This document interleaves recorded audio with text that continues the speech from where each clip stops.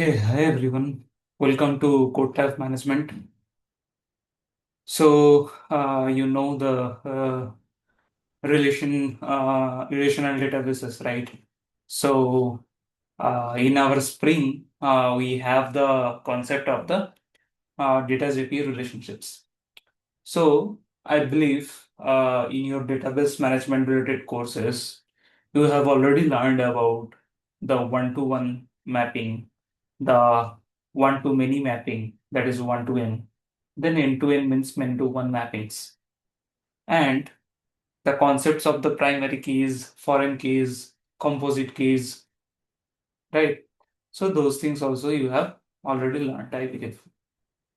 So now just think we need to implement those one-to-one mappings, foreign key relationships, one-to-many mappings, many-to-one mappings in our Spring.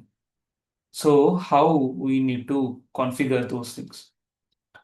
So relational databases are built on one fundamental concept, which is the relationships.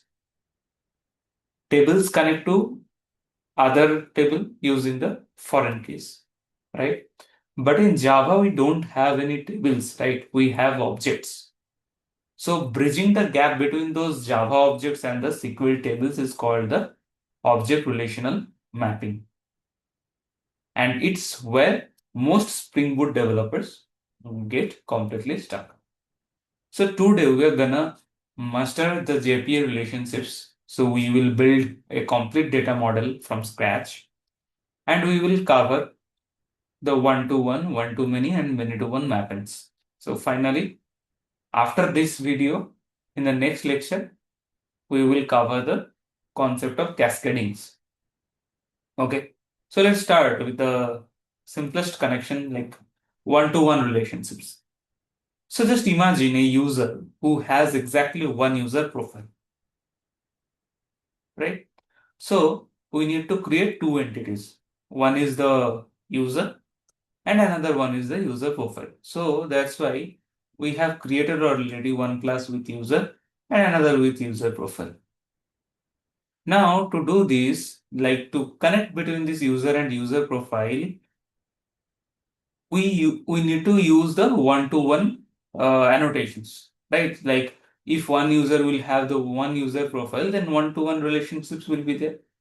And we can achieve that by the join column to physically name the foreign key column in the database.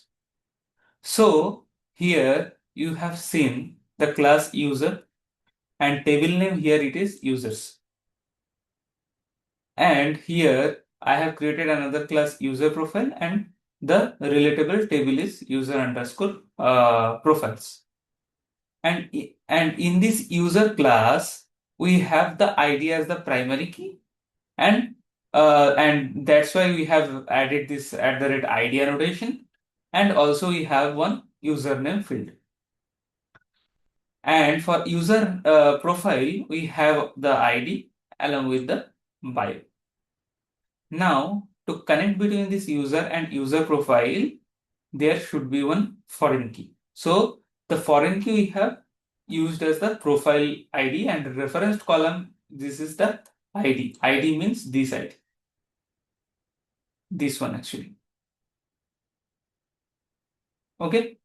So, you can see this is coming from this user profile object, right? And that in this way, we have to do the one-to-one relationships in our Spring Data JPA. Now, come to the part of the one-to-many and many-to-one, like the bidirectional one. So now for the most common relationship in backend engineering is this one-to-many and many-to-one. So a one-to-many, like let's use the author and book, that example. What we have already discussed in our last video, okay, in this n+1 query problem. If you have not seen this yet, then you can just watch the playlist Spring Boot discussion, and there you can see the last video. Okay. like before this video.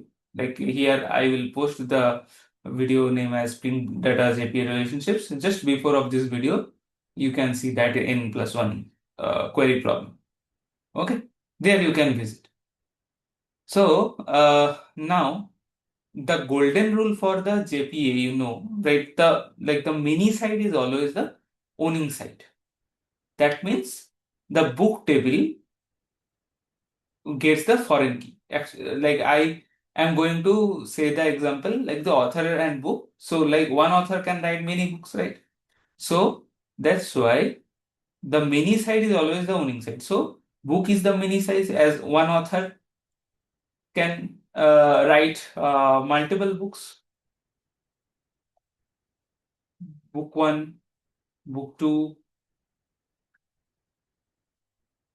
and book three, right?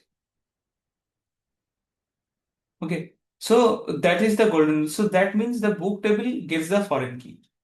Okay, so we set this up using a bidirectional mapping.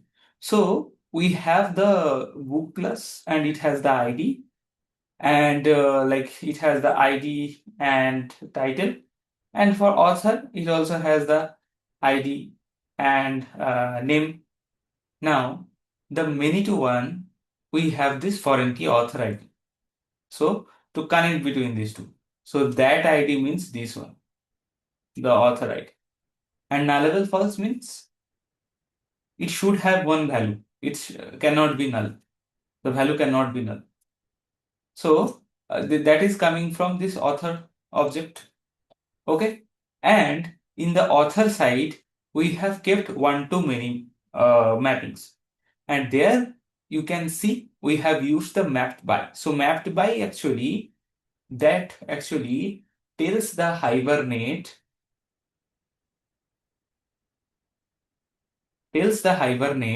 that look at the author field in the book class for the mapping rules. So this again I am telling this mappedBy is a very crucial factor.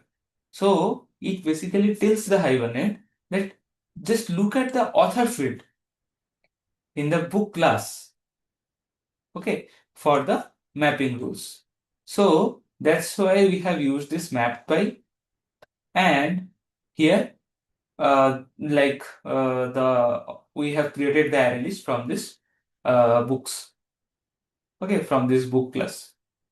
From this book class, you can see here we have first book, right? So the mappedBy attribute, that's why it is crucial. Like without it, Hibernate will create a messy third join table that you don't want. So that's why mappedBy keeps your database schema clean. That's the functionality of the mappedBy actually. Okay. So what we have discussed in this lecture, the one-to-one, one-to-many, many-to-one, that relationships in database you have learned, then how those things we actually manage or configure in our Spring Boot applications. So that things we have discussed. Then so one-to-one here, then for the bidirectional, and how we do the foreign key relationships, okay, how we keep the primary key, okay, those things that also I have explained. And during the many to one or one to many, then in the one to many side, how the mappedBy play a crucial role, like what's the functionality of this mappedBy, okay, the connection point, okay, so it tells the Hibernate to look at the other class to check the field actually to see the rules, mapping rules. So that's the functionality. Okay, so that functionality is the crucial point that also I have discussed. Okay, so in the next lecture, basically, I will discuss about the power of cascading. What is the cascading? What will be the problem without cascading? Those things actually I will discuss. So till then, stay tuned. Do like, share, and subscribe. I hope this thing will helpful for your next interviews. Okay. So happy to help and just do like, share, and subscribe to motivate me. Thanks everyone. Bye.